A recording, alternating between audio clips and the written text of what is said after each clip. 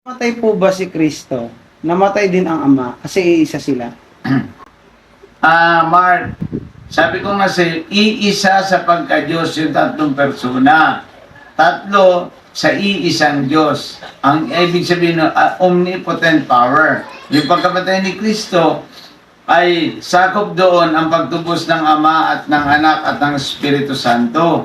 Silang lahat ang may gawain noon. Nung nagkasala ang tao kasi, linano ng Diyos Ama, ang Diyos Anak ang nagsakatuparan, and then ang Espiritu Santo ang nagtatatak ng tao upang makilalang ikay anak ng Diyos. Yan ang ibig sabihin. Ngayon, ang ibig sabihin niyan, kung ikaw ay isang sasampalataya kay Kristo, kikilalanan mo si Kristo, iyan ay carried na yan. Yung sinasabing Diyos, sa isang Diyos, yung Diyos Ama, Diyos Anak, Diyos Espiritu Santo, iisa po yan.